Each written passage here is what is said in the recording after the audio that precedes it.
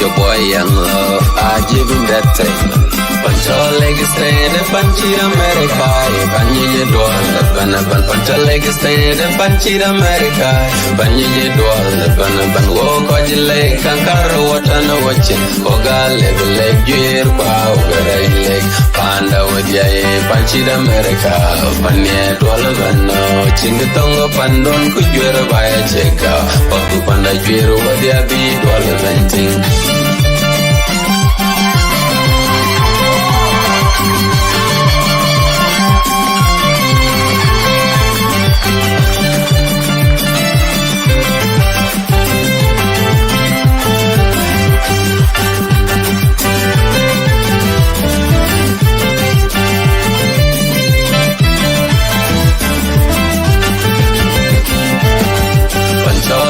Stand up Panchi America, Panji Dwal, Pancha leg stand up Panchi America, Panji Dwal, walk on your leg, Kankaru, what on the watching, Oga leg, gear, power, leg, Panda with ya, Panchi America, Panya Dwalaman, Chingatongo Pandon, could you buy a check out, Paku Panda Giro, what ya be, Dwalaman.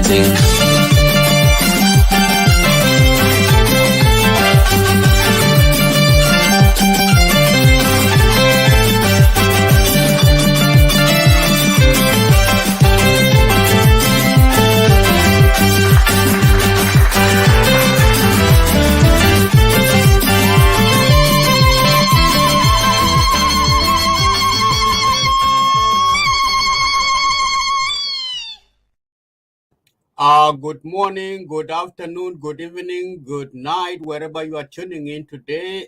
In Australia, is 25th of July 2022, and it's still evening hours on Sundays in East Africa and South Sudan.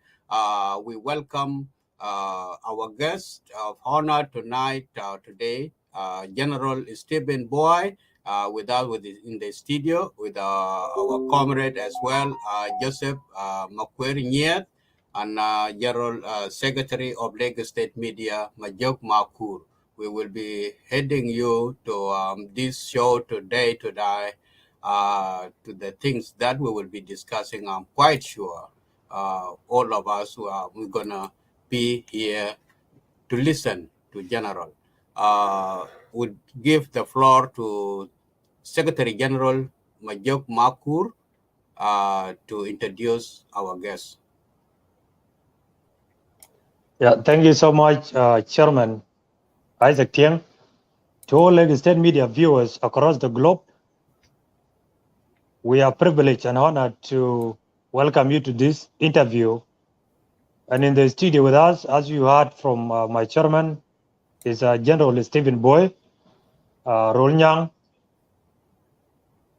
He's here to talk to South Sudanese and also to give us information on what transpired the night of Thursday to Friday in Unity State, especially in Mayom County. And also in the studio with us, we have one of our guests, Joseph Buay Rolnyang, the chairperson of Triple P, and each one of them will be given 2 minutes each to introduce his party and his movement. And here allowed me to welcome General Stephen Buay Rolnyang to give us his remark. Then we'll move to Joseph Nyet. Gerald, you're highly welcome. Unmute your microphone. Thank you.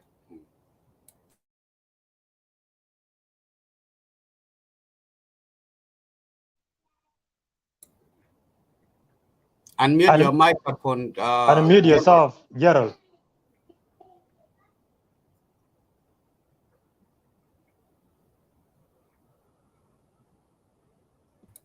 Gerald? Can you hear me? Yes, we can hear you now. Yeah. You can hear there are two. There is echo.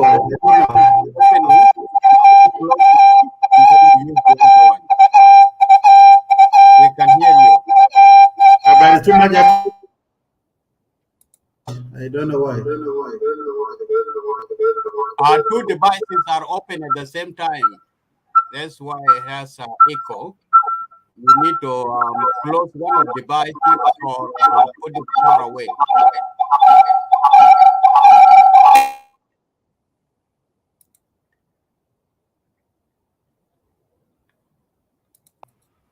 Okay.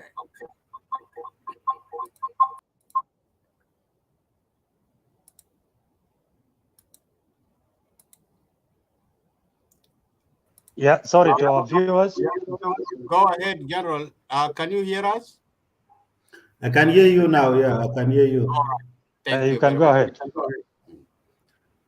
ahead. Thank you very much, Lagos State Media, for welcoming me for this important interview.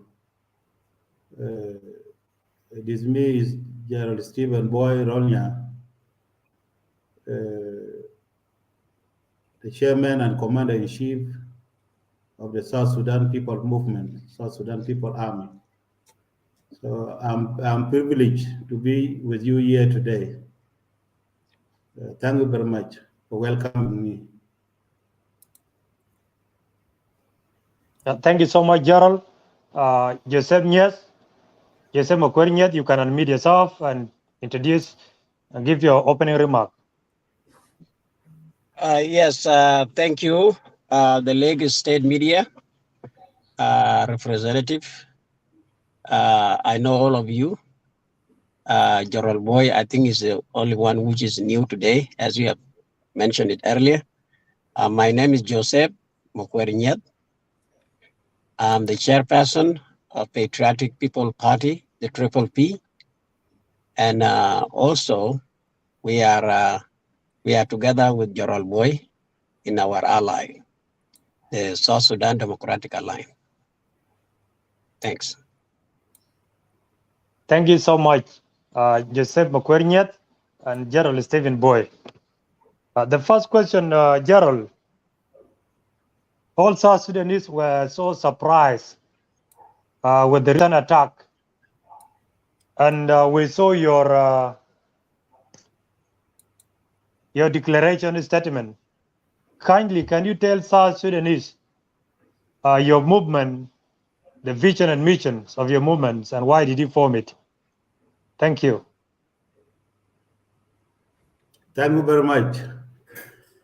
We formed South Sudan People Movement and South Sudan People Army last year when we pulled out from the South Sudan United Front under General Paul Malong Awan.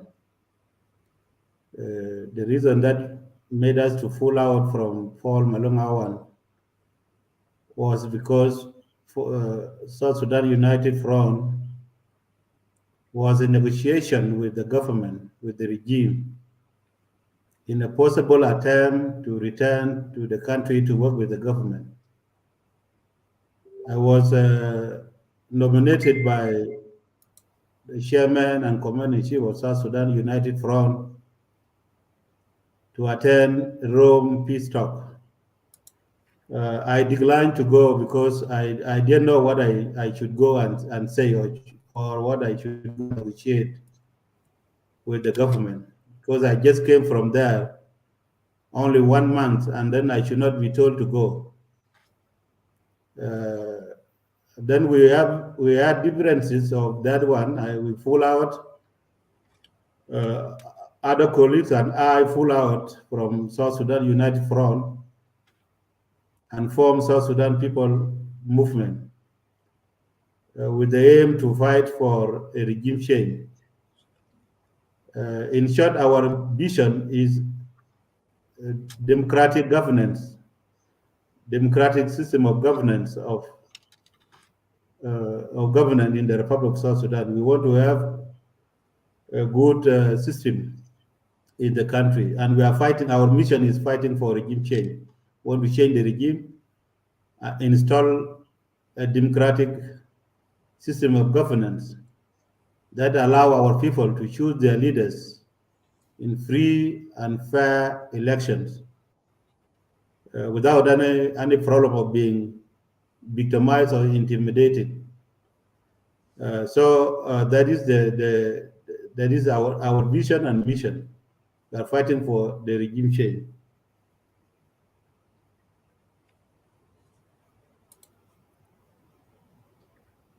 Thank you so much, General, for that. Your party or your movement is South Sudan People Movement and South Sudan People's Army. Exactly. Thank you. According to your statement, General, you said your aim is to uproot the current regime in order to install democratic regime in the country.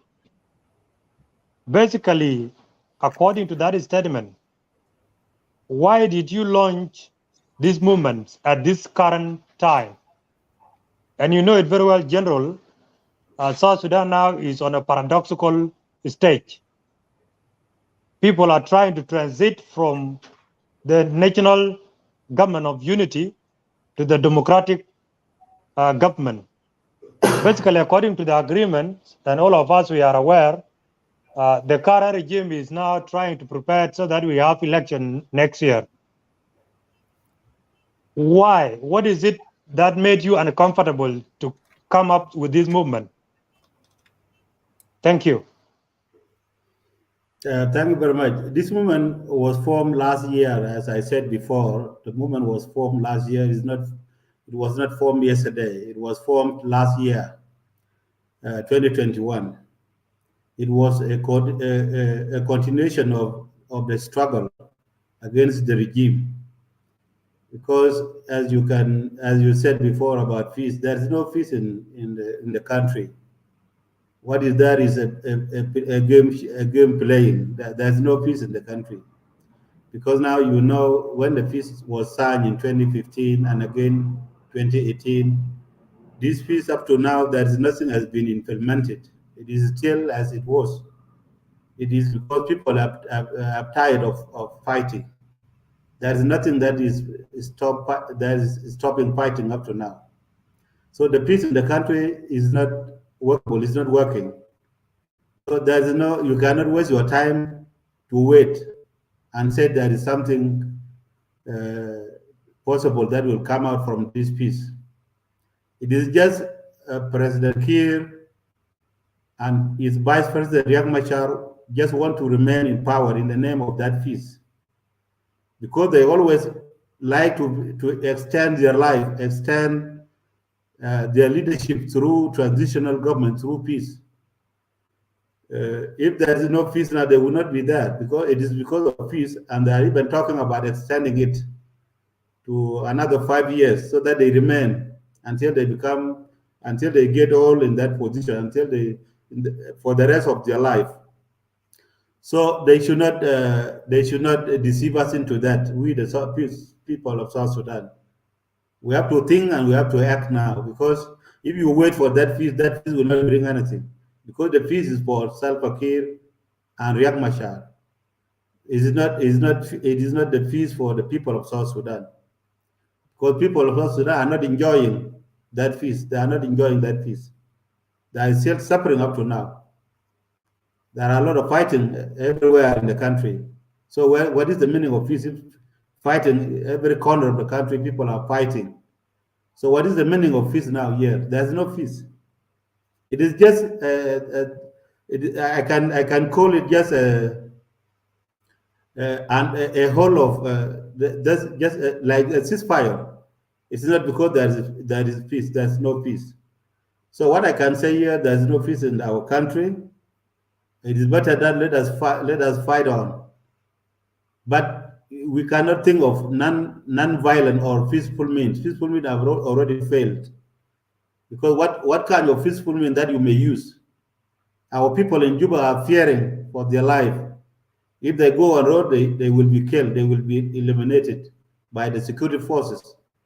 So what kind of non-violent do you think we can use? They cannot go on the road. They will be killed. Also, our people have been tribalized. Now, no tribe can go on the road. If Nuer can go there, then I will say they will be influenced by Salva Kiir that our government want to be removed.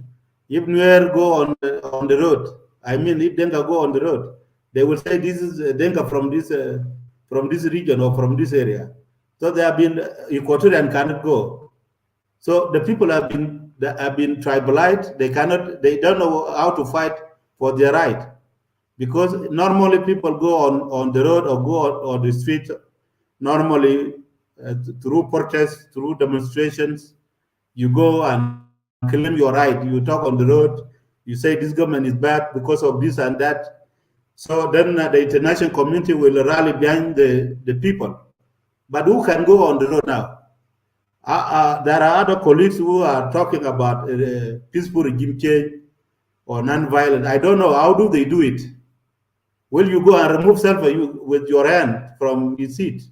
Or are you going to punch him on his seat? Or what sort of that non-violent that you may use? Non-violent is good for these advanced countries, those who know their right, who know the right of the people. But in South Sudan, people are still rebels. Even the SPLA that came from the bush has not been transformed up to now. It is the mindset of the bush that is still there. I was a commander. I commanded forces. I commanded forces in 1st Infantry Division. I commanded forces in 4th Infantry Division, in 5th Infantry Division, and also I commanded forces in Juba, Commando and Military Police. It was me who established that those units. So I think for even our soldiers, our forces, security forces, they don't know the right of the citizen. If they go on road now, they would be ordered to shoot them down. So that one is good for advanced countries. For our country, the only option is resistant, is violent. Violent means that we take arm, we unseat this regime, so that our people will enjoy permanent peace once and for all.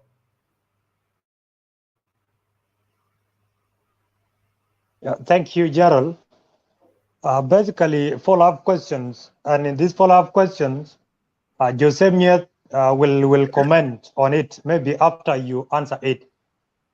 You said it clearly, General, that non-violence cannot yield any fruits, considering the current political atmosphere in our country.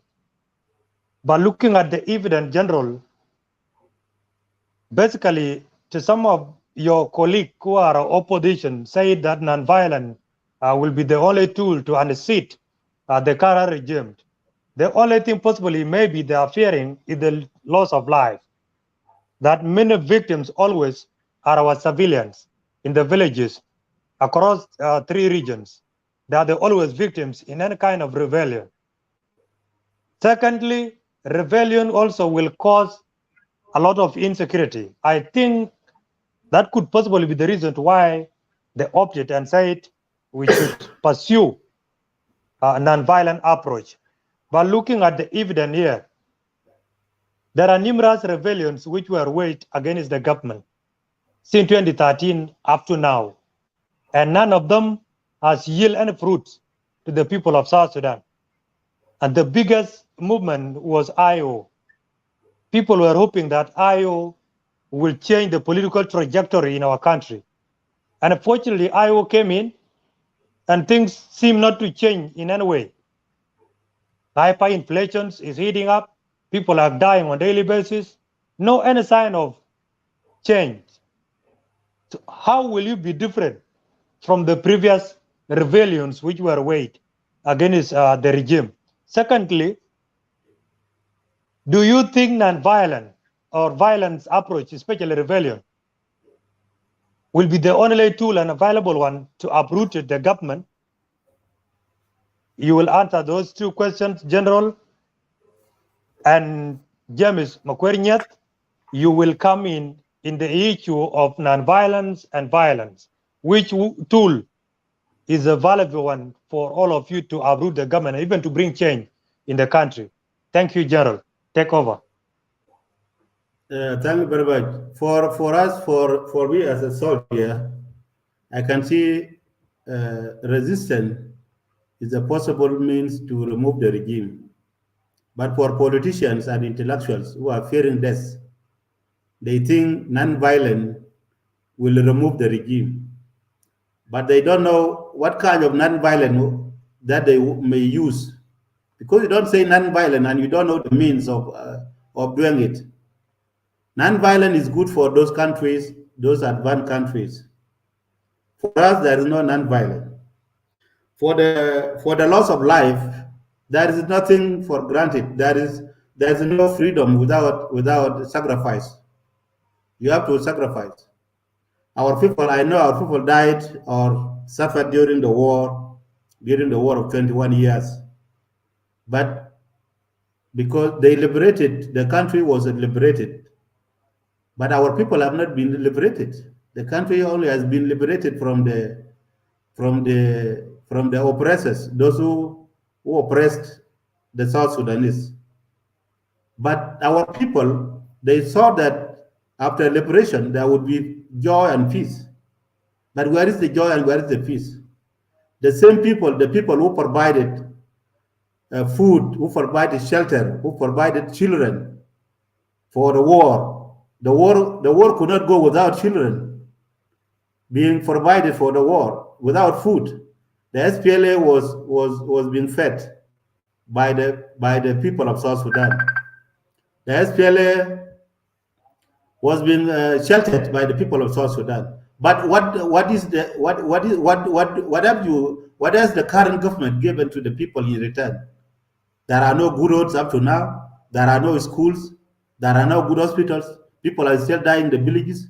People are still drinking from the river. So what is the new now? What have they benefit in return?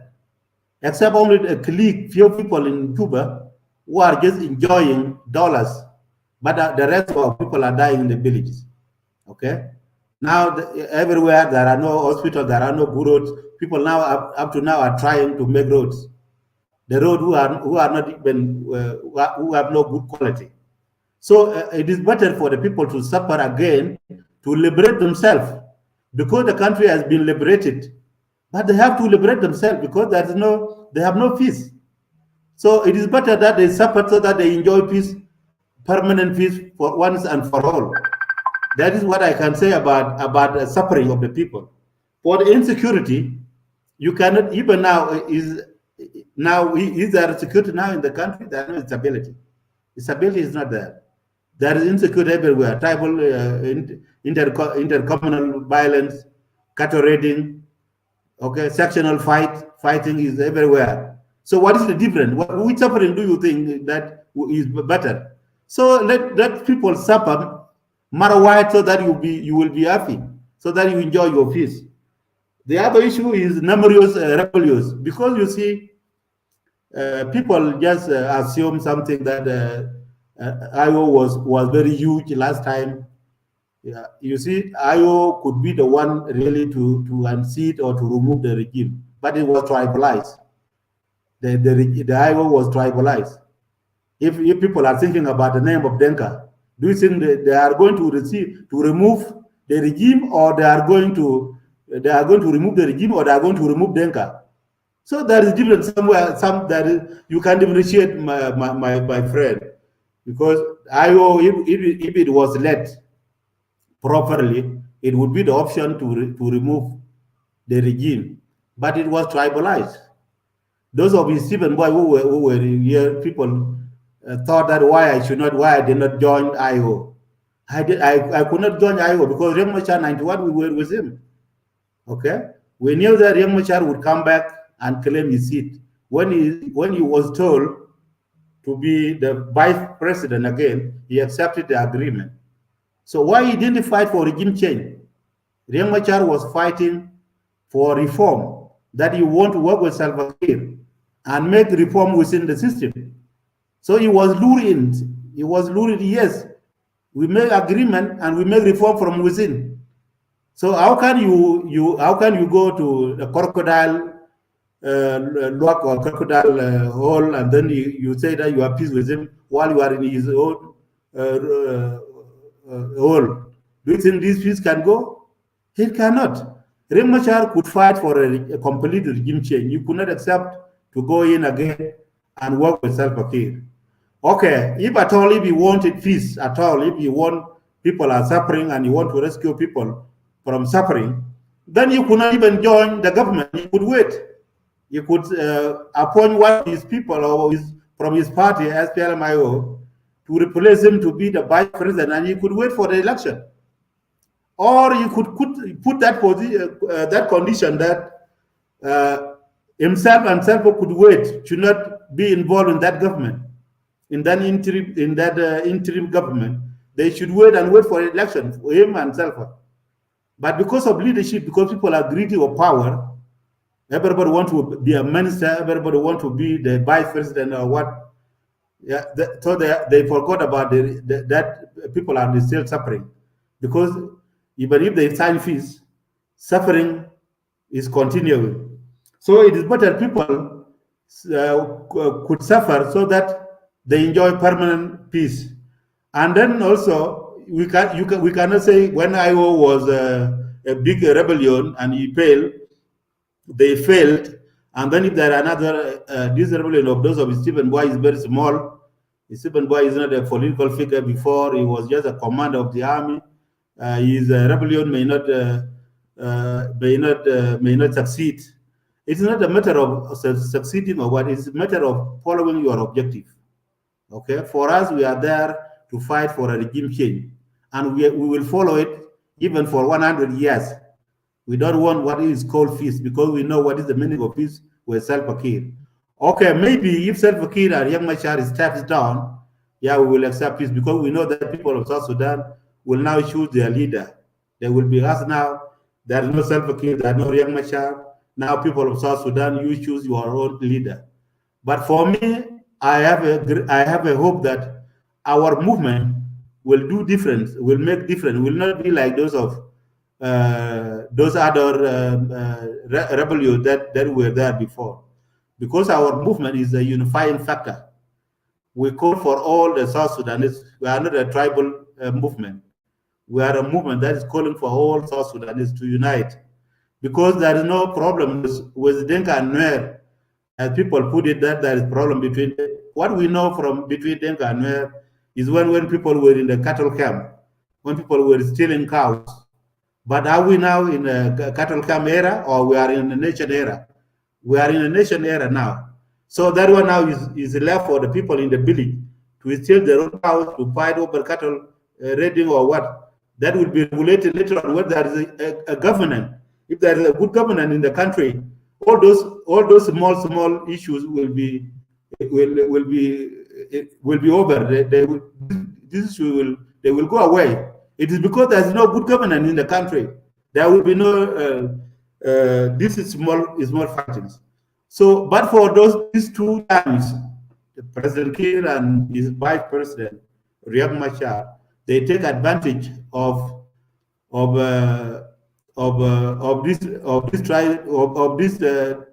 tribalism between Denka and Nuer, that Riek Machar thinks that he's a leader of a Nuer, that if he can represent Nuer, and then Salva thinks he's a leader of Denka. So they take this advantage because we are bleeding. Denka and Nuer they are just stupid, because if they know that why they are being led by just 2 people all along, and how many people who are there in Juba who think that they are great politicians, why they don't think of changing the country?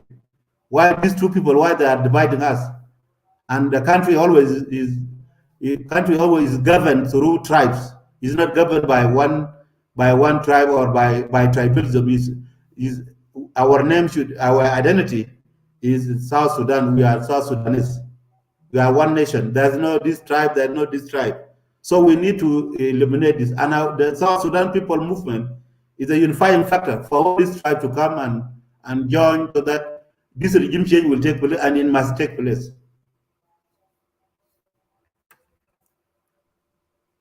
Thank you, General.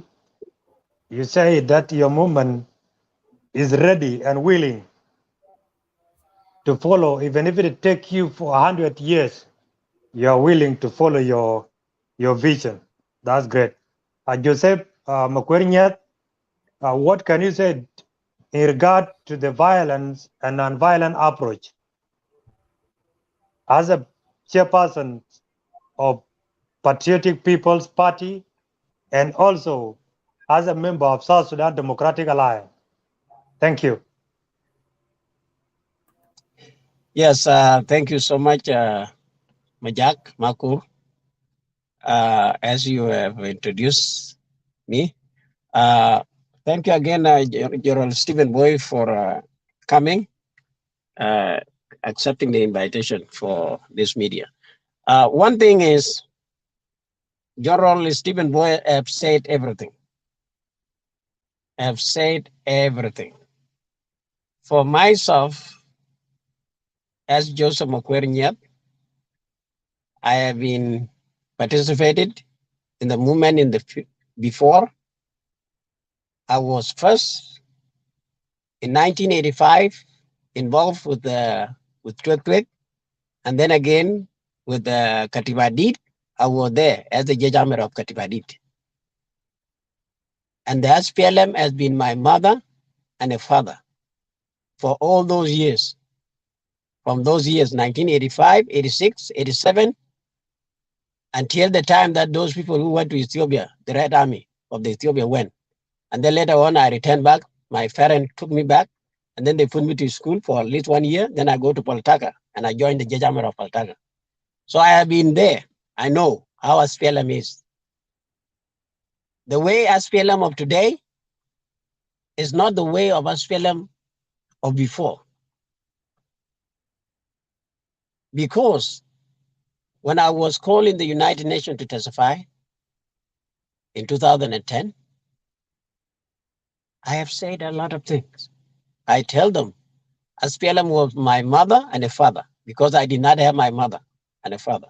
My father was in the bush somewhere in Rad, and I was in Madingbor when the shooting happened in Madin. So we were about to be killed. So I left, and then I joined and then I left I ran away from Arab, and then escorted by the SPLM. So my life has been through with SPLM. I have been with them. I'm a child of SPLM. They are my mother and a father. But there are certain group of people who have hijacked SPLM, and they created to be the very big damage to the country, to South Sudan. And as I myself, I participate in advocating for peace building. I have created numerous organizations. War Against War. I used to have an office in Washington, Washington, D.C., and also in Nairobi, and also in Juba, dealing to the issues related to the crime against humanity and other things. But South Sudan is still in the same direction, has not changed. We thought that coming out, having a referendum was the solution, but we were wrong.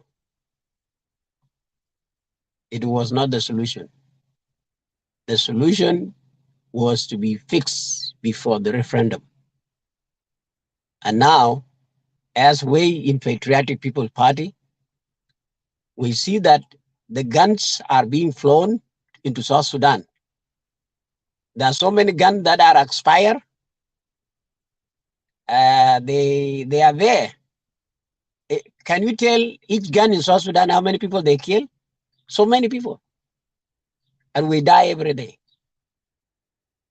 But with the talks of General Stephen Boy and the way he have been motivating me, I decided to put my rank back. So, and that's the only solution. We have to stop everything once and for all. Violence is not the solution. Non-violence is the solution, but with South Sudan leadership, they have failed. There are so many organizations that have come up, tried. The Red Card movement came and tried, they have failed. They did not do anything. What else came? So many. Now the PCCA. So now this is why we say that the only solution to this is for all the opposition, whether armed or unarmed, to unify together and to bring the final solution to the country, South Sudan. Because if you go there to South Sudan as a civilian or intellectual, and then you want to talk about peace, you want to try to motivate people and try to do a lot of things, they will go there and kill you. And we have lost so many young people of us. We have lost so many. We cannot count them. They disappear. So people like Buay, these are the people we wanted. We wanted to support people like Buay.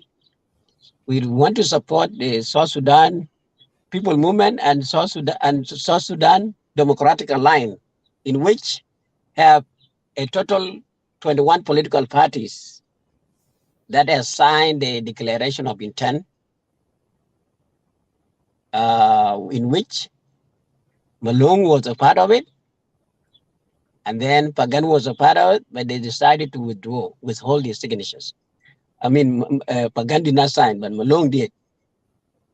So later on, they decided to withhold their signatures. And now we may be coming back together. And because we see that the only solution is for all South Sudanese people who are outside, whether they have signed the peace agreement or they did not sign the peace agreement, they have to withdraw. Because what we want peace. We want to see South Sudan in which everyone will be able to exercise their freedom of right, prosperity, all those good that we were having dream. We have them in the national anthem. Are we and our constitution? Are we enjoying them? No, we are not. We are not enjoying them. So that is why we came up with a Patriotic People Party. It's for people who love South Sudan, people who want to see change, people who want to see one day when we make election, the election will be fair and consistent, and also anyone will be accountable to what they have done, because there are so many crimes that are going on in South Sudan. But who trace them? Nobody is monitoring those crimes. Nobody is monitoring them. You are nothing. Nobody monitoring them. If you try to go and try to say something, you are done, and you will not be known. Nobody will tell where you are, and you are done. So that is why we need to have a new government, a government that have a brain, that understood the mind of the people, civilian and the military. We want to demilitarize South Sudan. That's number one. Demilitarize South Sudan after this government. Thank make you. Sure that make sure that the system is fair for the people, for the civil society, to be able to do what they have not done before. And this is what we all wanted. And that's what General Buay wanted. He did not want to stay there as a general. But now I'm going to put my rank back as a general. Thank you. Thank you so much. At this moment, thank you. That's what I'm saying. Yeah. Yeah. Thank you so much, Joseph Makwernyat, for that. We are coming back to General Stephen Buay. General, we need you to say something in regard to the Thursday and Friday night attack which took place at Mayom County. And the attack claimed 12 lives in that county. And you actually stated it very clearly that you are responsible for the attack. Can you tell us, is that your stronghold, or you want to make Mayom as your stronghold? Thank you. Thank you very much. For us, when we formed our movement, we have set paces. We have phase 1, phase 2, and phase 3. Phase 1 is mobilization and recruitment. And then in which we have done that successfully everywhere. We have chapters abroad, and we have forces on ground. Forces defected, security forces defected from the regime, they join us. Armed civilians also who want to join us also have joined us. And then we move to phase 2, which is organization and training. We are now in organization and training. We train our forces because we don't want our forces to be like forces of Riek Machar that are fighting for, when they get to civilian, they just shoot anybody. Because if they join us, those who arm civilian, if they join us, we take them to our training center, we train them. We give them our rule and regulations. We tell them what we want, our vision and mission. We tell them what we want. We want to fight for a regime change. We give them political training. So we are in organization, and we organize them and train them how to fight and why we are fighting the regime. And we clean also, we delete what is called tribalism, because we have our forces are mixed forces. We have forces from Barghazal, forces from Upper Nile. Then we organize, we establish bases. We have Sector 1, Sector 2. Sector 1 is Upper Nile. Area of rank is Sector 1 for us. We have Sector 2, area of Unity State, which is Western Upper Nile. And we have Sector 3, the northern, Barghazal. Sector 2 is Warab. For us, Sector 2, Warab Unity State, we call it Sector 2 and Abyei together. And then Raja and Wau and Awil is Sector 3. So last week, when the regime realized that we have enough forces on ground near Yom, because we could not be in the bush, we have to come where there are civilians to get food and other needs. So when they knew that we were there with civilians in the nearby villages, the commander of the militias, who was the commander, who was the commissioner of Mayom County at the same time, called the division commander from Bantu, joined him in Mayom. They launched coordinated attack on our locations at the area called Bong area on 21st of July. At dawn, they attacked our position. They killed one soldier, and then they dislodged our forces from that location. And then they wounded another soldier. Then all those soldiers, because we don't want to be in, our forces are not in big number in one place. We scattered ourselves in a guerrilla warfare manner. We don't want more forces to be in one place. We put some forces somewhere so that they get food. They should not appear as big forces in one place. So they regroup themselves, and then they launch an attack on Mayom on the 22nd, in which unfortunately the commissioner died when his house was hit by a rocket grenade, hit by RPG. So and then he stay in a grass house. So the house caught fire, and then he died inside the house. The commander of the division was also chased away on his own way. The Mayom was captured and maintained for 3 hours until we gave orders to withdraw back to nearby villages. So that was the reason of that one. And we also carried out this mission at night, because we didn't want more than civilian to be caught in crossfire.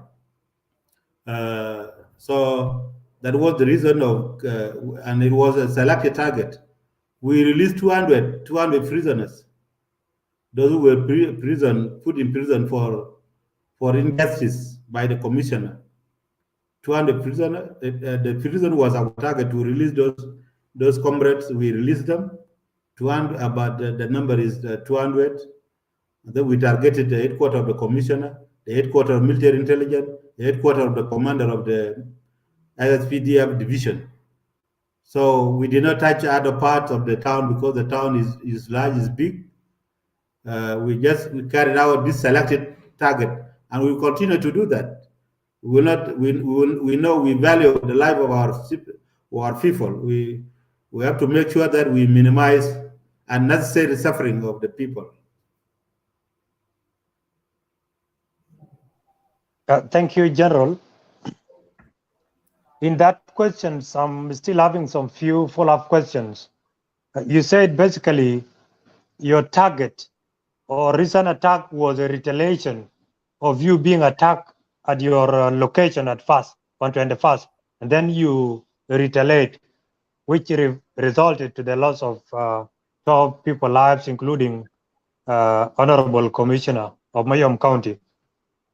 In that regard, General, many South Sudanese are questioning that why are you specifically targeting Commissioner and his soldiers? Do you have any personal problem with the Commissioner, or is that how you have launched your attack as the movement? Thank you.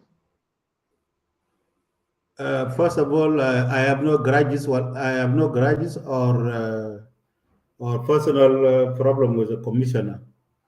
Commissioner was my brother. We are related. He was our target because he was a commander of these militias who attacked us. He's the overall commander of militias.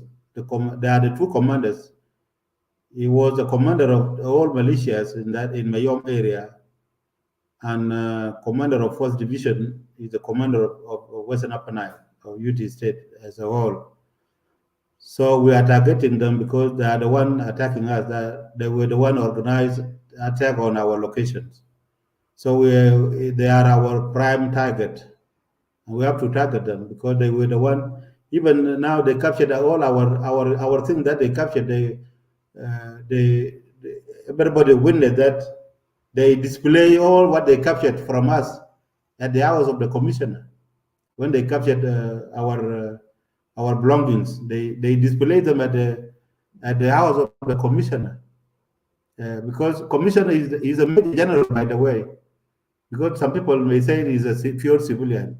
It's a major general of prison service. He was just seconded to be commissioner, and at the same time, he's the commander of those militias of Mayom area. So we targeted him as our prime target. So that is the reason of targeting him. Yeah, thank you, Gerald. Another follow-up questions. You said you target prison 2 also to release over 200 or around 200 prisoners.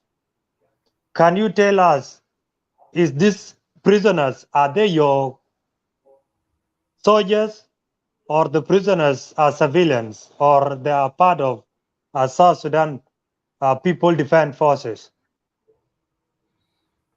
Thank you. The prisoners are not my soldiers, but because they have grudges or because they have been subjected to injustice by the regime, so we will make use of them to be our supporters. When we release them, we ask them either they join us or they go their own homes.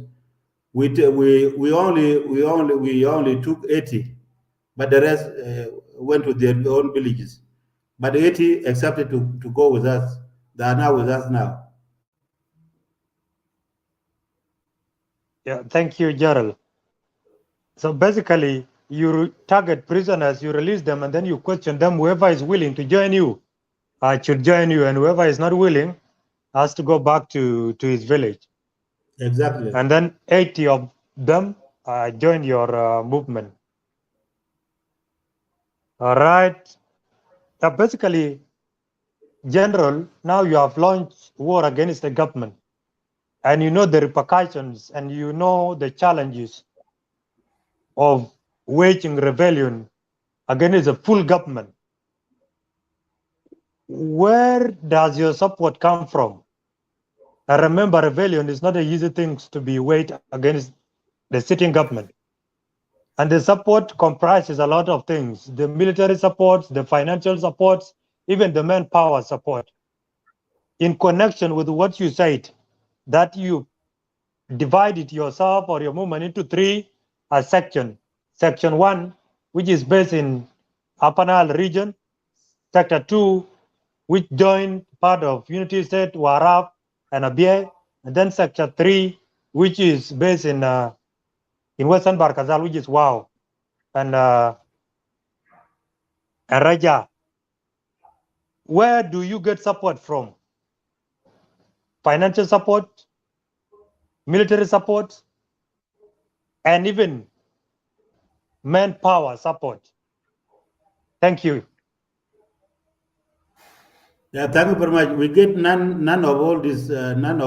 We don't get any support from anywhere. We start from zero, and we will use whatever available from what we will get from the government. We have not yet get any support from anywhere, whether externally or internally. But we will make use of the equipment that the government has, because we were the insiders. We were those soldiers. There are those who brought for us ammunition. We know, but to tell you the truth, we don't have any external support. Like when we fought in Mayom in 2022, do you know how many ammunition that we got, or how many equipment? So that one, tomorrow we will attack another location in which we will get also more, until we get any external support from anybody that may help us or may support us. Financially, we don't have any, we have nothing. We have nothing militarily, but we are surviving. We will survive. We know how to survive. There's no problem about that. Thank you, Gerald. Yeah, before you mentioned some of your soldiers stationed themselves around villages in order to earn some living and make a living, maybe. Can you tell us, General, how will you draw a line? And you said in your previous interview, that your target is the government. You have nothing to do with civilians. And remember, civilians are always the victims. How do you draw the line here between civilians and the government? And remember, the recent attack of Mayom, 2 civilians, a woman and a girl, were wounded. Even the attack was at midnight, and still these 2 civilians were wounded. How will these civilians be free from abuse from your army?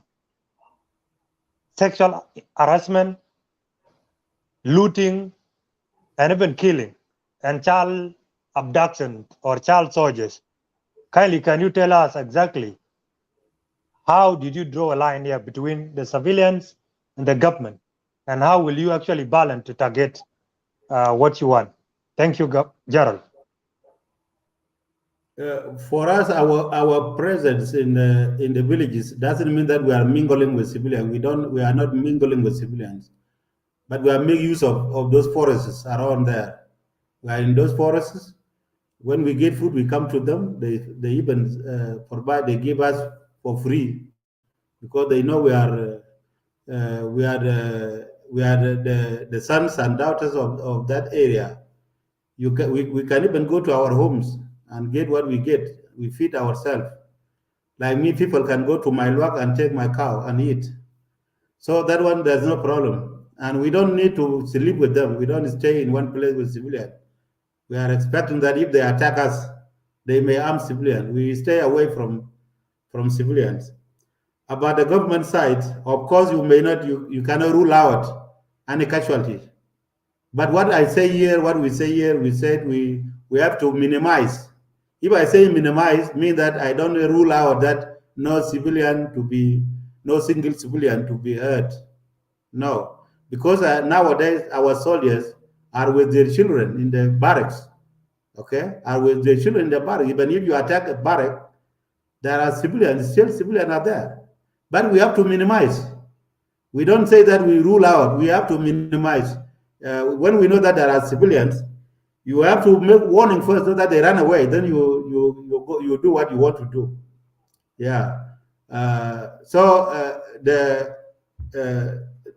What we avoid too much is the center where the center where there are a lot of civilians that we. But for these barracks of soldiers, SPDF soldiers, they are living with their family.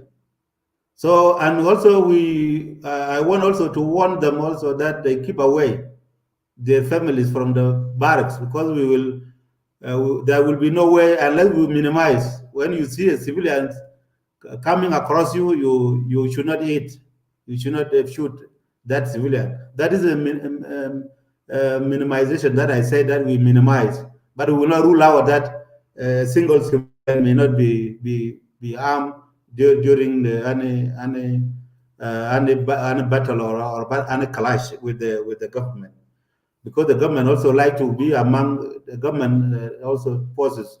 They don't want also to be their barracks. They put their barracks together with civilians. Like Mayom, if you know Mayom, is density. Mayom is full of civilians. But what we did is we did it professionally, because somebody could not expect that people should not die in Mayom in big number.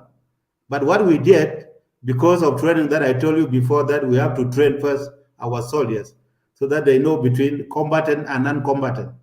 Because if you don't know non-combatant, if you don't separate combatant from non-combatant, then you are not a soldier. A soldier must know his target. We cannot just shoot hourly on the town. No, we cannot do that. And as a commander of the commanding forces before, I know when I was fighting in Upper Nile, why did the UN put me in the sanction list? Because I know I know the rule of engagement.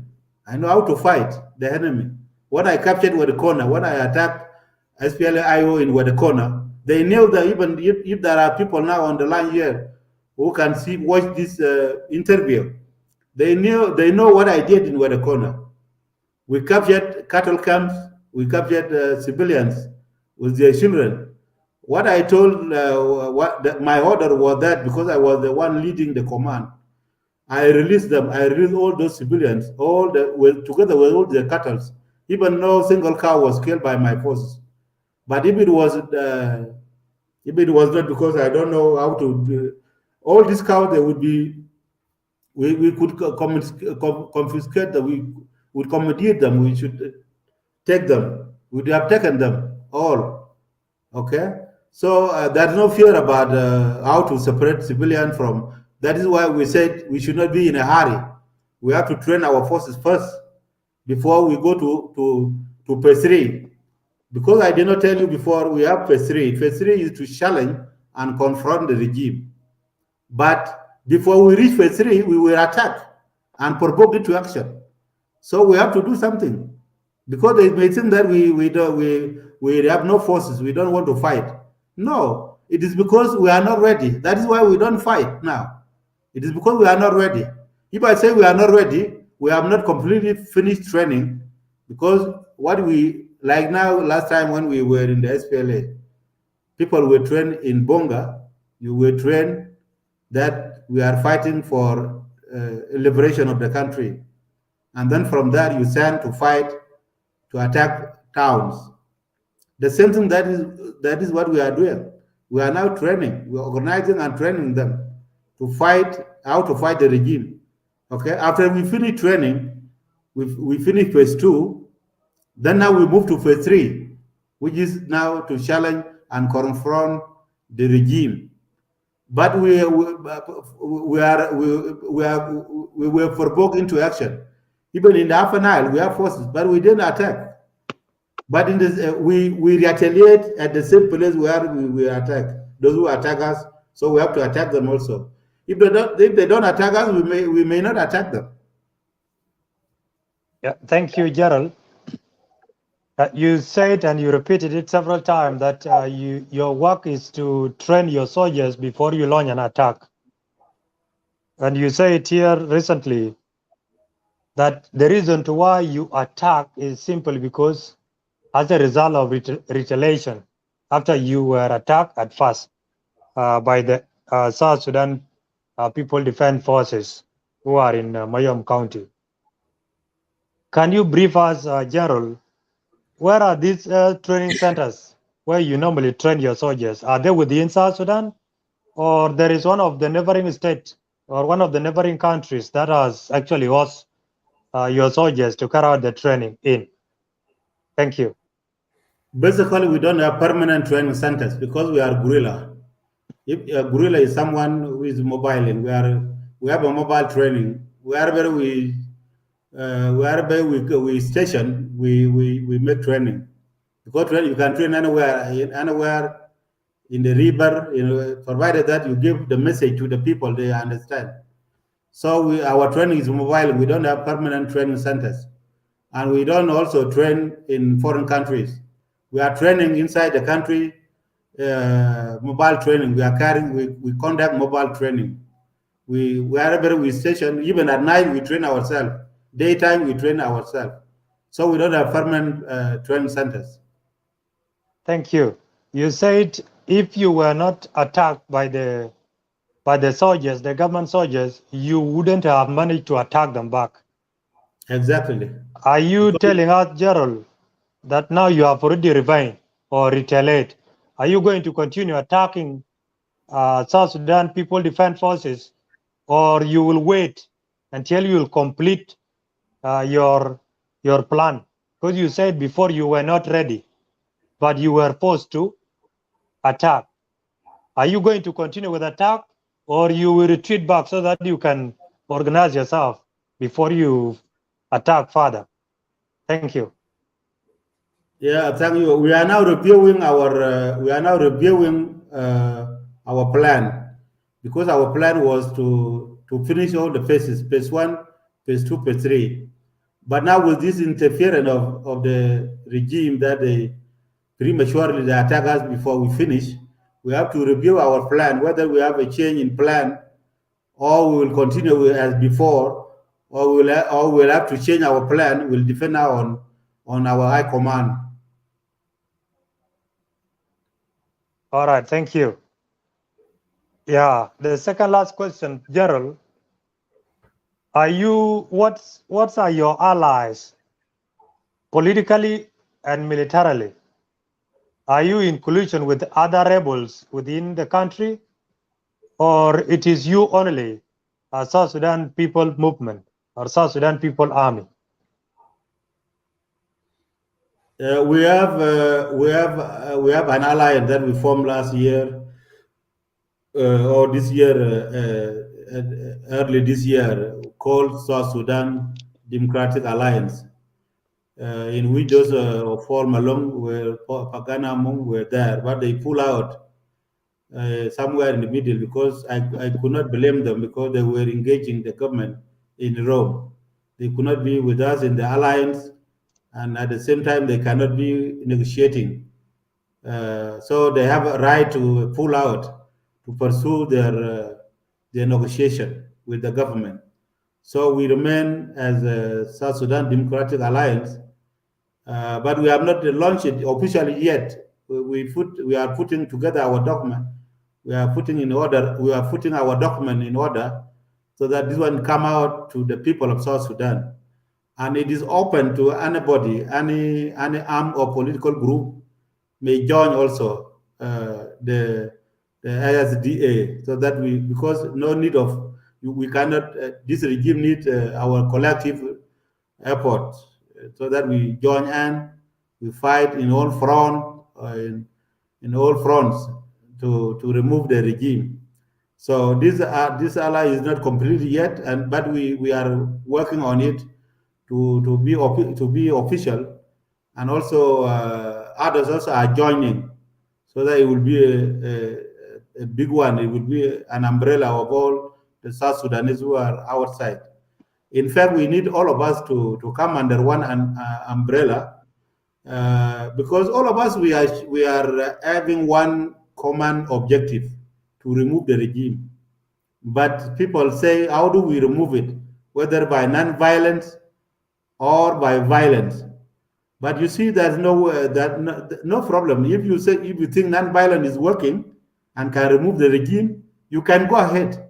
And if you use also resistant means or violent means, also is working. And either of them, one of them that may remove the regime is welcome, because it is like a goat. When you are skinning a goat, you can start from his legs, but finally, eventually, you remove the skin.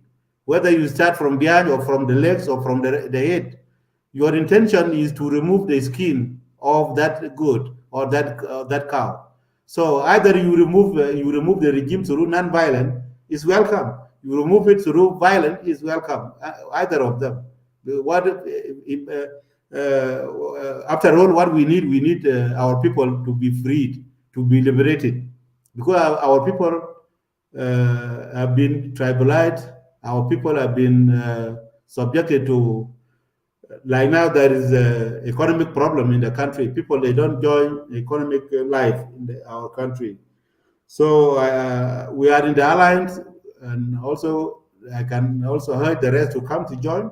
So the leadership problem is the one dividing us, because people, everybody has his objective or aim to remove the regime. But the problem of coming together is another problem, because everybody wants to leave. Okay, now if we don't understand ourselves, if we don't come together here in the bush, what happens when we go inside there? Everybody also, we will fight among ourselves, because we are not able to come together. This is people, they ignore this one. This issue of leadership, they just ignore it as a simple issue, but it is the thing that makes itself remain in power up to now, because everybody want to be a leader. They don't accept that. Let us come together. We choose one person to lead so that we remove the regime. Thank you, Gerald. Can you tell us, are you in allies together with Thomas Cirillo? And if not, do you have a plan of approaching him? I talked to Tom. If General Tom is on the line now, can see me, I talk to him. Because when I joined Malong, when I joined General Paul Malong last time, I talked to Paul Malong, I talked to Pagan, I talked to Oyai, I talked to Thomas. My message was that let us come together under one command. If it is issue of leadership, we know when we were inside who is the first, who is the second. Yeah, I approached them last time, but I could not get a positive response. But I'm also ready to read them also out, so that we come together. Thank you. General, you said earlier during your previous interview that your target or your move now, after you review your purpose or your work, is the oil field.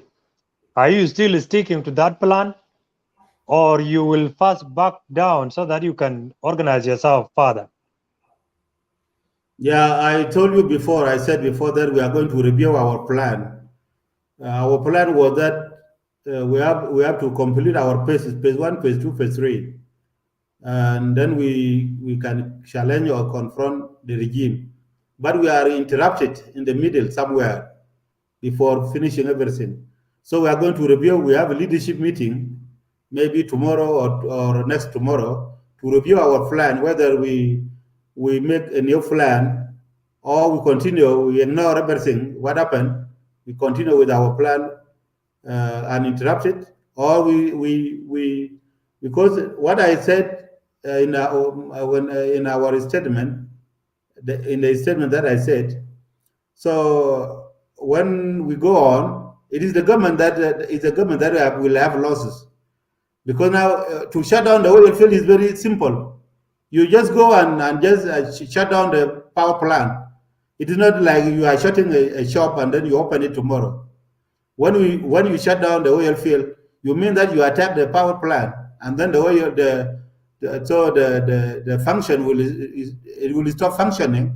Even if you bring it back tomorrow or next tomorrow, it will take time. It will take at least 3 months, 6 months to fix it, because it is not like you're opening a shop and you close a shop and you open it tomorrow. So that one is in we will now is before it was not in our plan, because we said that let us just continue, because to sustain the war also need preparation. But if they need, we can do anything that anything available as a guerrilla tactic. You can just make ambushes. You can just do what and what. We have all this in our mind. You can now why Bintibu and Mayom road is functioning. It's because of us. We make it to work. If otherwise we can shut it down. We can make ambushes, and people will fear. Economy will stop, and also we go and shut down the power plant in Unity oil field. We go to follow, shut it down, just like that. We can sabotage it, and everything will be put to on hold. So we are going to review our plan whether to continue this one. That one was my statement, but now we are going to meet as a leader as a leadership council, because my statement is different from leadership council, because I did not sit with them to issue this statement. But we are going to meet so that we but when we plan, when we come out to continue for operation, we will not issue without that we are going to attack this and attack this. It will be in our secret, and we will just surprise anyone. But when we continue for our normal routine as before, as phase 1, phase 2, phase 3, and then we continue, no problem. Yeah, thank you, Gerald. Yeah, many South Sudanese are asking the reason to why you formed South Sudan People Movement or People Army. Is it because you are not contented with how the nation is moving, or is it because of what happened to you in 2018? You were arrested and your rank were revoked. Is it because of that, or do you have another different motive? You see, I don't know how I can answer it, but I can let me answer it this way. When I was humiliated and victimized in 2016, 2018, you may follow social media. I was arrested in 2016, because basically when 2013 erupted, 2013 crisis erupted, I was in Upper Nile commanding. I was the deputy commander of 1st Infantry Division as a CDF 1st Infantry Division. But in process, when fighting continued, my commander was transferred to Juba, and then I remained in command as commander until when I was transferred again from Rang, which is the 1st Infantry Division headquarters, to Bantiu, 4th Infantry Division, to command that division, because I got differences with commissioner. The commissioner was targeting Shuluk and Nuer in Rang town on tribal tribal line. Then I said that this war is not, it should not be, don't kill civilians because they are Nuer or Denka. But I'm here as commander of division, I'm a Nuer. Why did you do that? So I got differed with the commissioner. That was the reason I was transferred to 4th Infantry Division. When I was there, I found thousands of citizens of Western Upper Nile, citizens of Bantu, were in the POC. They were being targeted by those militia commanders who were commanding that division, because that division was commanded by General Taib Galwab, who came from the north, was not part of the SPLA. Then when I worked very hard so that these civilians should come out, I interacted. I worked with those UN people to release these people out from the POC, because there was no need for them to be inside the POC, because that area was Bantu is purely a Nuer area. if people fear Juba because of Denka or fear in Bor because of Denka, but what about Bantu? So that one became the problem with me with the governor, because it was mentioning that Tut Galwag and the governor, they came from the north 2013. They got themselves in those positions, the governor. So they from the top, from Juba up to the up to Payam level, they are the one occupying those who came from Sudan. What about those who were in the bush fighting? Like me, I was the commander of Western Upper Nile of UT State from 2003 up to 2005, fighting. Okay, so when I got into clashes with them, they accused me. They said this man is wanted. This man is collaborating with those of IO, because I said this, because those civilians who went inside, most of them were supporters of the SPLM IO. So when I said let them come out, it was as if I was supporting SPLM IO. So then they accused me. I was called to Juba. I was arrested.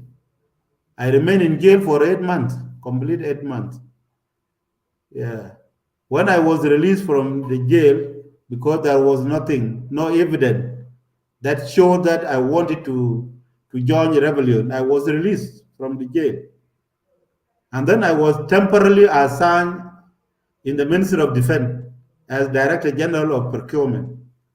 When the General Late Ajongo came as appointed as Chief of Defense Forces, he asked me to go back to Bantu again in the second time to command that division, in which I accepted it because, after all, I wanted to serve.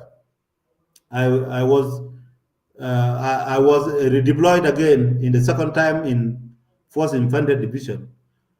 My arrival there was not well with them, was not well with Governor.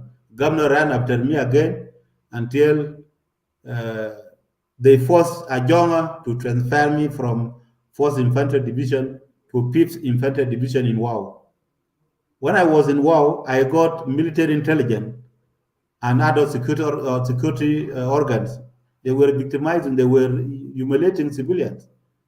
So I went in, also rescued that situation, which resulted to my transfer also during General Jogria time. When I was transferred, I said, okay, let me go home and sort out some issues, including sacrificing some traditional sacrifice at my father's grave. So when I was there at home, General, I mean the presidential advisor and the militia commander in that area, for the governor, so they conspired against me. This is the great chance to eliminate him. And then we said that you wanted to join the rebellion. They attacked me, and then they killed 2 soldiers from me, 3 soldiers wounded. They handcuffed me. Everybody saw on social media. My hand was handcuffed like a criminal. Was taken to Juba, was thrown in jail to be rotten there. But thank God that some people who know the law interfered, said that let him be taken to court. When I was taken to court, nothing. There was no evidence that indicate that I wanted to rebel.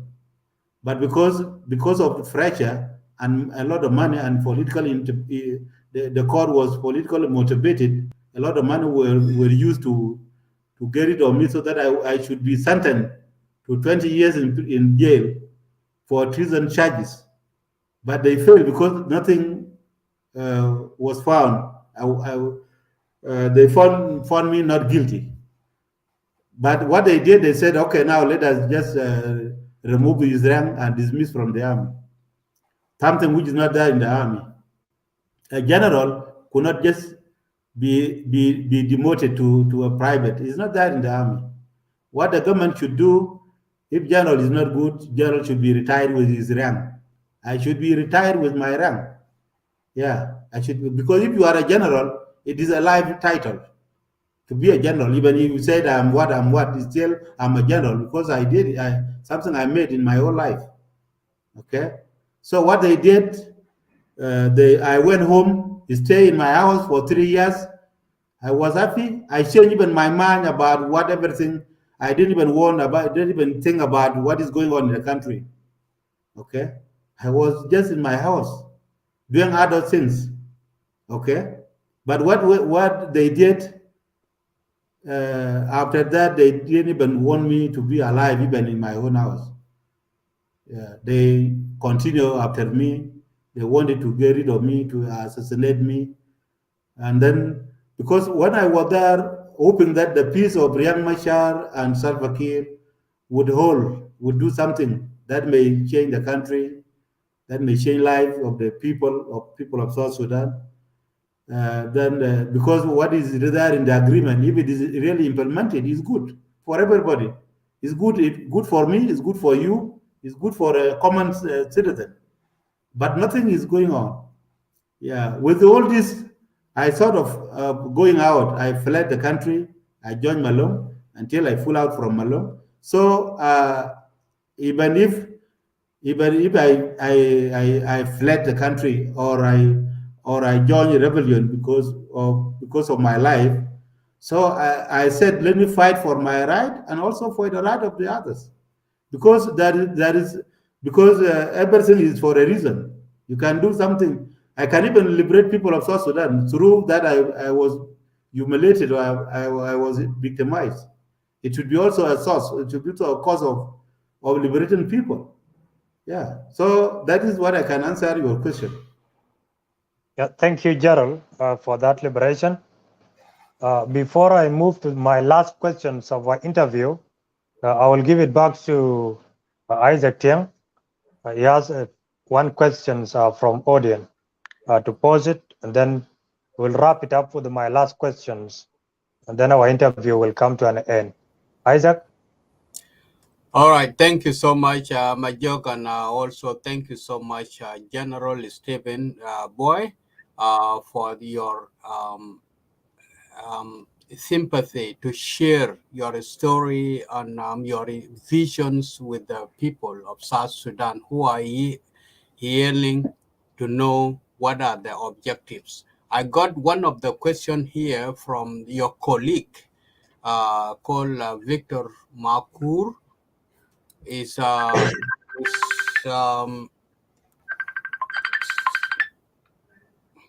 he is from he's a diplomat in South Africa. He said that Comrade General Stephen Boy, this is Victor Makur from South Africa. Remembering in 2009, you assured me that you will never rebelling against South Sudanese when you visited me at place when we came for medical checkup, even if you individuals attempts to mistreat you. What is happening with you or your promise? So this is a two question that he's asking. Is really shocked when he see you that you have formed rebellions, and that's the message he sent me, and he asked me to give it to you. What is your answer to that? Thank you very much, Comrade Isaac Tiang. In fact, I met Comrade Victor.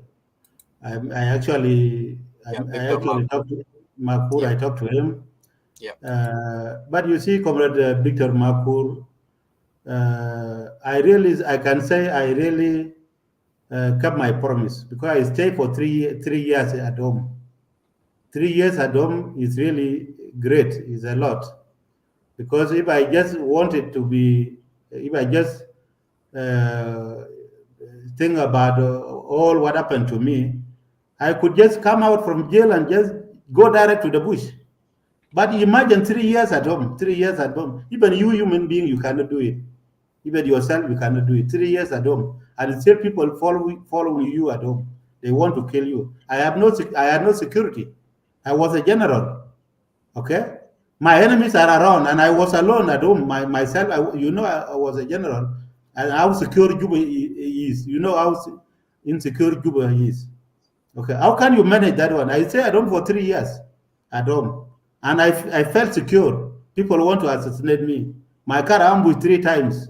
I even reported to Akolkor. I wrote to Akolkor. I wrote to the office of the president. They knew that my letters are there in their offices. So what do you think? I'm a human being. What do you think? Am I a god that I can just say, okay, let me just kill me? I have to think. So 3 years are enough. I have kept my promise, Comrade Victor. I kept my promise. I stay at home for 3 years. If it is a lie for me, you ask those of Akolkor that I report. I went to even Thomas Dosgood. I talked to him. I explained to him all what is happening. But all this, I said, okay, I gave peace a chance. I said, okay, let me just maintain my position as peaceful person. But up to when?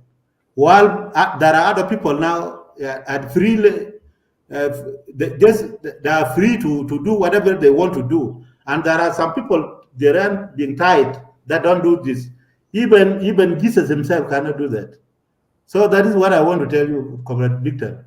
It is not because I broke my promise. I kept my promise for 3 years. Even you yourself, you cannot do it while you are under threat, under insecurity. All right. Thank you so much, General, for answering his question. And also, is still after you is asking that now, based in your explanation, it seems you have no grudges with the president, Salva Kiir Mayardit. What was happening? It turned out sectionalisms and sub-tribes problems. That's what he add in. I'm sorry to bring all these things up. Yeah, it's okay. Go ahead. You see, let me tell Comrade Victor. You see, President Salva has a hand in this issue, because you know that I'm a general. If I'm demoted, like now when the GCM, the General Court Martial, was going on, all the court documents were not taken to the president. I'm a general. I'm his general of his army. Okay. Even a command soldier, if a command soldier is dismissed from the army, it is the commander in chief that can sign the dismissal of this document.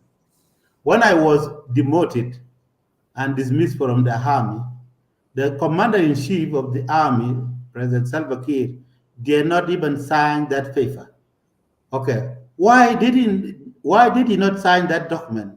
Was it because he liked it or he didn't like it? Was it because he was not capable of doing that? His capacity as a commander in chief, he should be the one now to sign my dismissal document to be read on the SBC for the people of South Sudan to know that this general has been dismissed from the army, demoted and dismissed because of this and this and this. Nothing like that happened during my dismissal. It was just done, at Bill Farm, was just done by Jogriak and Tutkau at Bill Farm, without even president even say a single word about my dismissal. Is it a country now, or is it just a cattle camp? What we are in now, is it a country? A country, a general can be dismissed by anybody somewhere without approval on confirmation from the president. Even it's a shame by itself. It's a shame by itself for the president that his general is dismissed without even his knowledge. Now, what kind of country like this now? Now, so I can say my president, Salva Kiir, was weak. President Salva Kiir is really weak, because if he's not weak, how can his powers can be used by somebody else that can use his power?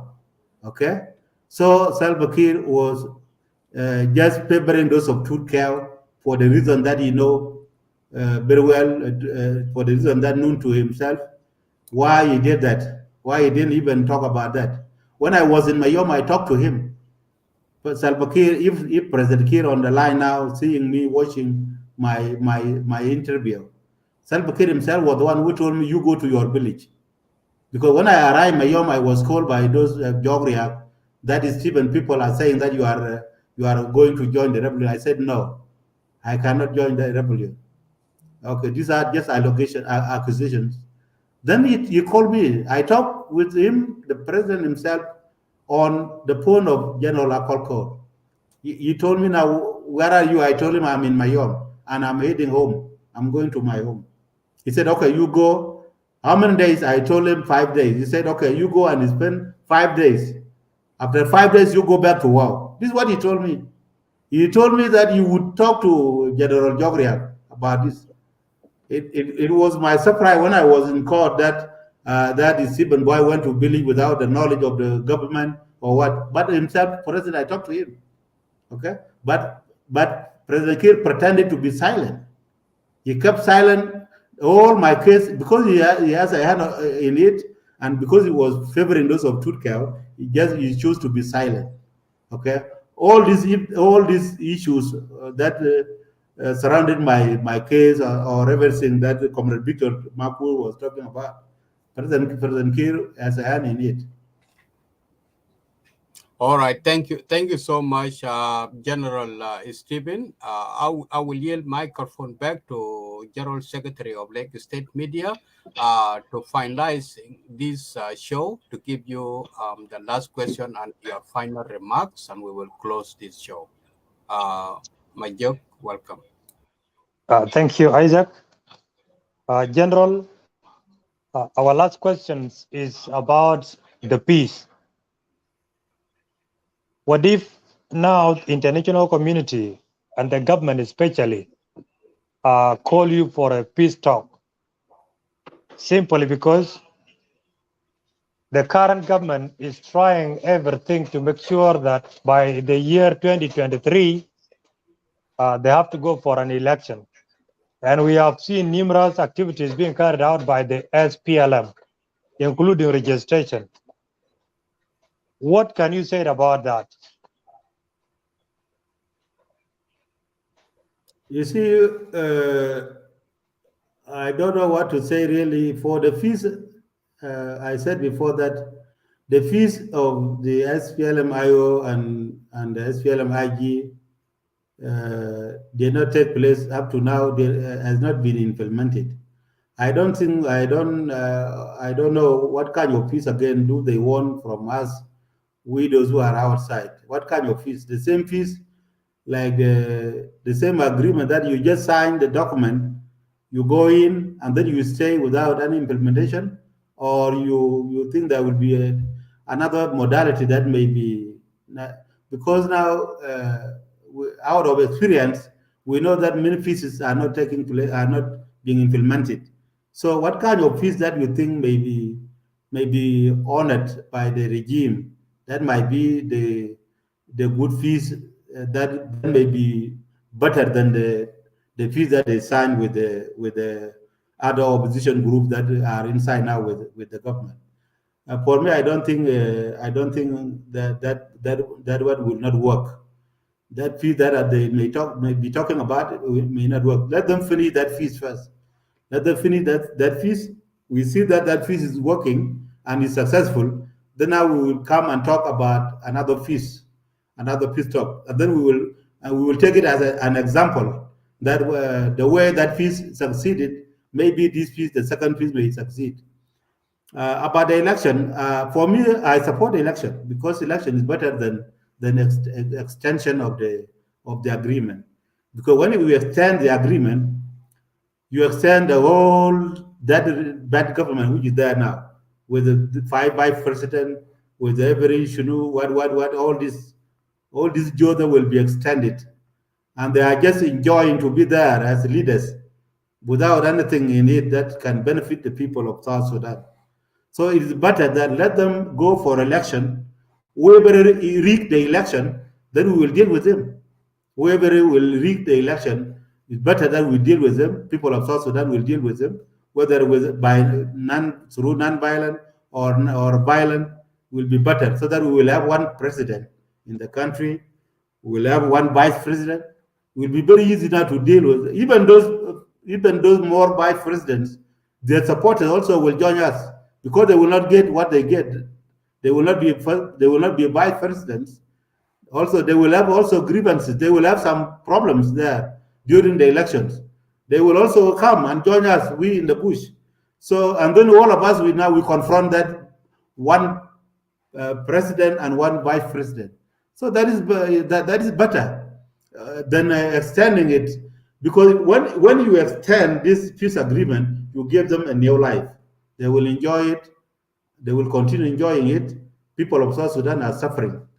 So that one, I don't agree with any extension of the agreement. It's better let them go for election and let them rig it. As I know, they will rig it. They will rig it because now they don't even now graduate the forces that can go and guide the polling stations. Because polling station will be guided by the integrated forces or unified forces. It will not be guided by the polling station. Will not be guided by one party force, one faction forces. So that is the plan to delay the graduation of the until now. We remain with 2 months. I mean 7 months or what? Because now agreement supposed to end. The election supposed to take place in December and January, because before the end of interim period, which is February 2023. So that is what I can say about that question. Yeah, thank you, General. What do you want? Basically, you have said if they go for elections, you have no issue. Pick up your garbage. Pick it up. And we have seen most of South Sudanese that President Kiir announced it several times that they are ready for elections at the end of interim period. And now your movement is attacking their forces. How do you expect them to go for an election now? Then do you think that they will be like, we need everyone to be on board? There we go up with the election, or we go on with the election rather. The problem is not us. The problem is not SSPMA. The problem is with them, we themselves. We problem with the government, with the regime, because now there are things that need to be done before the election. We have people outside the country. We have people in Ethiopia, people in Uganda, all around these neighboring countries. Our people are there, still there. They have not been repatriated home so that they participate in the election. They have not done that one. They have not even passed the law. The law of the election laws are not even passed. They are not even permanent peace. I mean permanent constitution. There's no permanent constitution in the country. Where is permanent constitution? Everything every time is transitional constitution, interim constitution. There's no permanent constitution. Where is constitution even that may make them to go for election? So that they should not even talk about us. For us here, we were forced into action. We didn't even. It wasn't in our plan to attack now, but we may attack somewhere in the future. But they attack us before we even complete our plan. Okay, so they should not be worried by our attacks. We can continue attacking, then they can continue election, no problem. If we choose to attack, we can continue, because there is nothing. Even if we wait for the election to take place, nothing good will come out from the election. So you better you do what you think is good for you, instead of saying that you defend on you may not defend on the outcome of the election. Outcome of election will not determine our objectives or our aims. Yeah, thank you, Gerald. Basically, elections, as you said earlier, is the only hope many South Sudanese are hoping for. It will give them a right of one president, one deputy president or vice president, and it will reduce the number of parliamentarians, and it will also omit the issue of rebellions, and everyone will focus. Yeah, lastly, so that we close it, yeah, people were suspecting, I don't know, you need to confirm to them that your attack was triggered by the issue of dredging and the resumption of Jonglei Canal. Is that true? And if not, then what is your stand? Because this topic has preoccupied the mind and the heart of South Sudanese for the last 4 months. People are still discussing it up to now. That will be our last question. Thank you. Thank you very much. I think my attack is not on wasn't carried out because of dredging or what. But I wrote a message. There was an article that I wrote last time about dredging. I don't support dredging because there's a difference between clearing the river and dredging the river. If you say dredging, you dig inside the river, the floor of I mean the bed, the river bed, you dig it, you make it deep so that to collect all waters outside, all the waters outside around, so that they will go inside the river. So that is why you increase the depth of the river. That is what is meant by dredging. Yeah, when you dig it more, more meters, 5 to 10 meters deep, mean that so that it take volume of water. It take volume of water. It collect from outside, inside the river, leaving outside without water. Okay, that is the issue of dredging. But if you clear, you just remove these weeds, this reeds or what is the things that are blocking the smooth navigation of boats, steamers. That is normal. You can do it because you remove what is available in the river so that there will be a smooth voyage or a smooth navigation of barges or boats for economic for commercial purpose. That one would be better now. But if you dredge, if you dig, you dig it deeply, mean that you need to take all the water in the swampland, in the savannah, all this water that is meant for our cattle, our goats, or another animals that are living there. So they will remain without. After some years, there will be nothing. No, there will be no water. You can go from Western Upper Nile to Bargadal without getting water on the road. Okay, on the way there will be no water at all. So for clearing, there's no problem. You can clear it. Let them put the term that there is something wrong about putting the terminology. There's something wrong with terminology. Is it clearing or is it dredging? Okay, if it is dredging to dig the river again, this river is a national river. National river, that there is a depth for it. God knows, the God who created it know how deep that river is.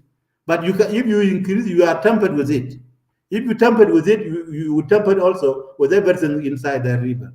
So if it is dredging, let it be said clearly that it is dredging. If it is clearing, let people say it is clearing. Okay, so there is two terms there. About the canal, about the Jonglei Canal, I don't know about it. If there is something like that, I cannot talk about it because I don't know if there is plan for reconstructing Jonglei Canal or not.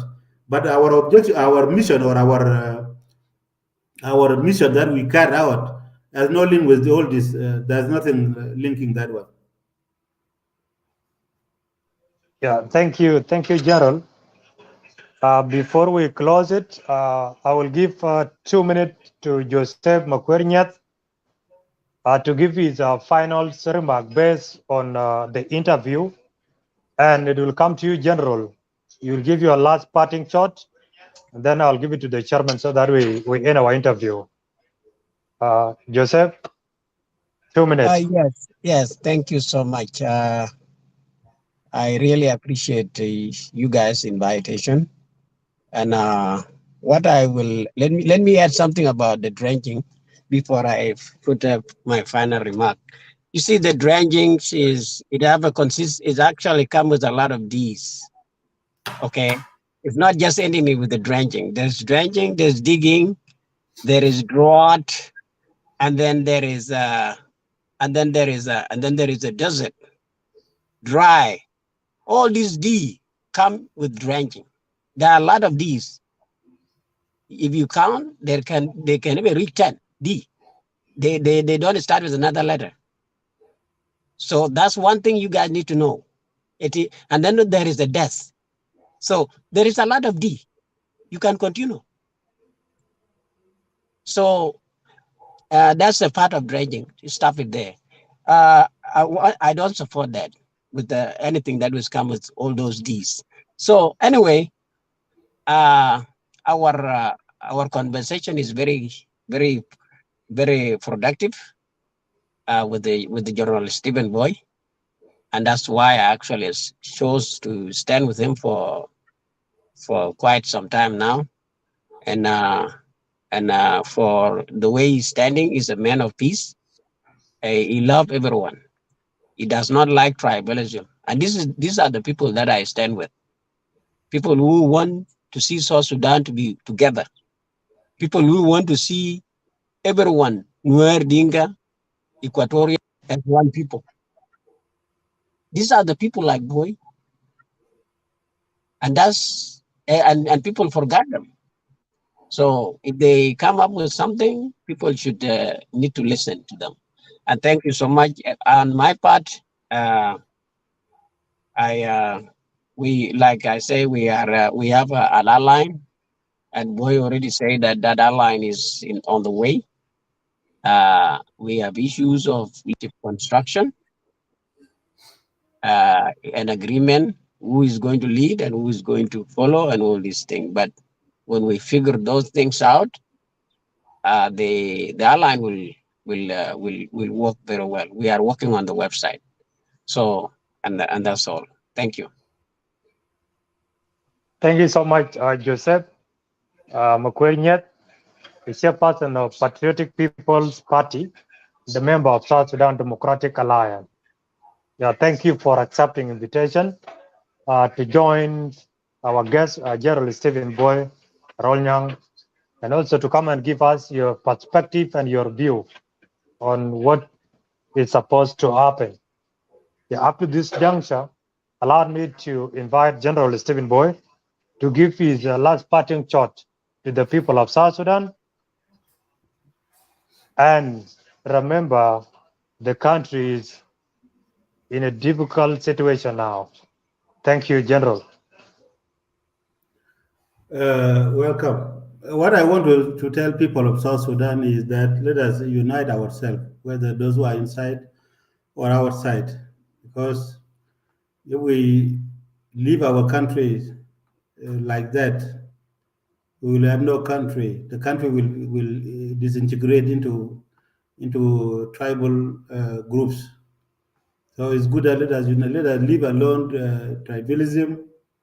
Let us unite collectively. Let us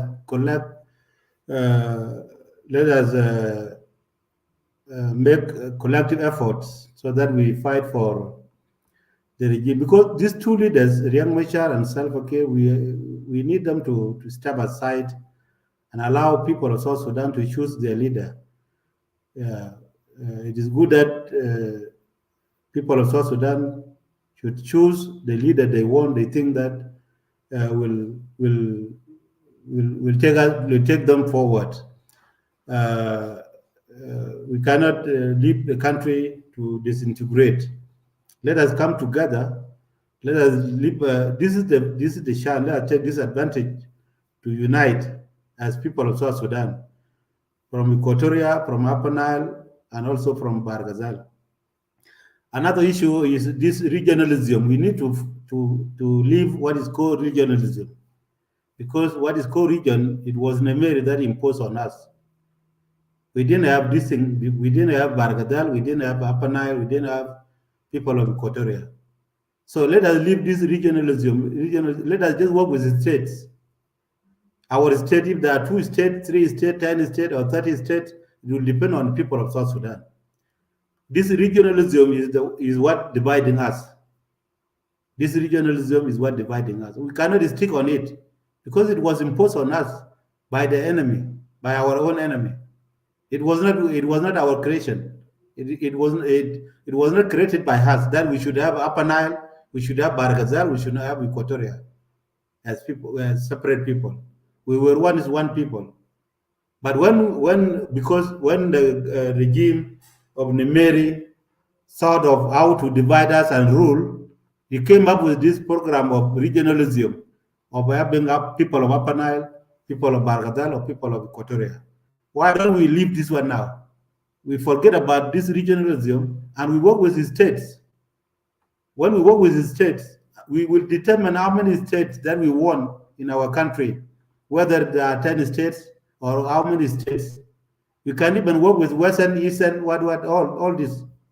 Instead of calling with the names, Bargazal as a Denka area, Apanal as a Nuer area, and Equatorial region is for those of Equatorian tribes. Let us forget about this. And this is my message to you people of South Sudan. Let us forget about this regionalism. Let us start a new thing. Yeah. I prepare issue of state to be better than calling ourselves with regions. This is my message. Let us come up, let us unite ourselves. You will not change this regime with non-violence. The external powers will not come. Okay, foreign states will not come and remove President Kiir by force. You yourself, people of South Sudan, when you rise up, then they will come to your help. When you become very strong, then they will come. If you are not strong, nobody will help you. You will be helped when you are strong. When you are not strong, nobody will help you. Help yourself so that you will be helped. Thank you very much. Yeah, thank you, Gerald, Stephen Boy. On behalf of Lake State Media, we appreciate our viewers for tuning in and listening to this interview of today. Second appreciation is to Gerald Stephen Boy alongside Joseph Makwerinyat. Thank you so much for coming up and respond to some of our few questions. It is a responsibility of every media house or every media outlet to interrogate and dig out information that South Sudanese may yearn for, to get the information that will be at the best interest of South Sudanese. That is why we thought to invite you to come and talk to South Sudan, because there were many questions hanging in their mind and in their hearts, and they had nowhere to ask them. Secondly, Lagos State Media is championing to avoid these issues of disinformation, misinformation, and propaganda on Facebook. That is why we always opted to invite the host so that we listen from the host's mouth. The first-hand information is the information that will rescue us. Propaganda will not take us anywhere. And thank you so much, General, for the invitation, for accepting our invitation. And we are looking forward for further interview with you, because South Sudanese need to know if anything happened that may endanger their lives and the agreement at hand.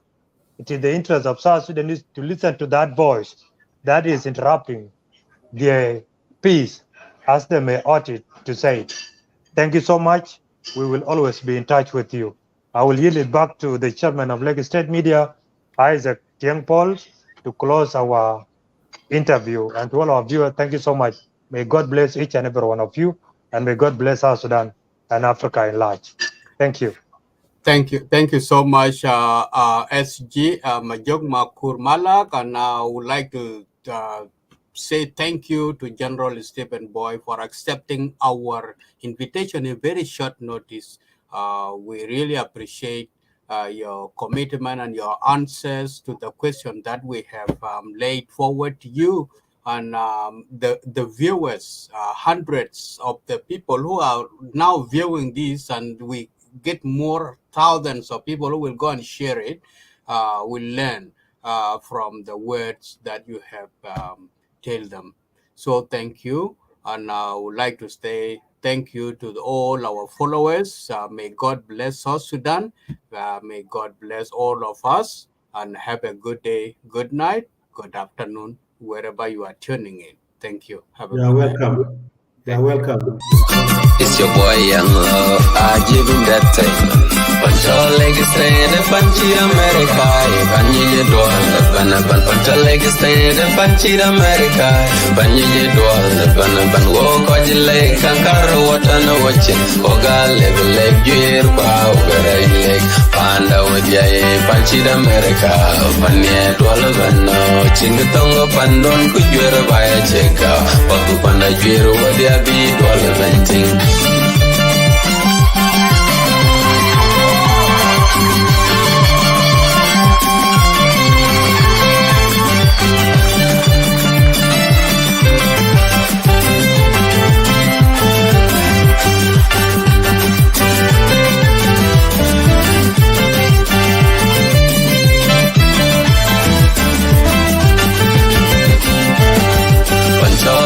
stand Panchi America Panye Dwal Banaban Panta leg stand Panchi America Panye Dwal Banaban Walk on the lake Kankaru Watana watching Oga level leg Gear Pow leg Panda with Yae Panchi America Panye Dwal Bano Chingatongo Pandon Kujura by a check Waku Panda Gear Wadia Beat Walla Benting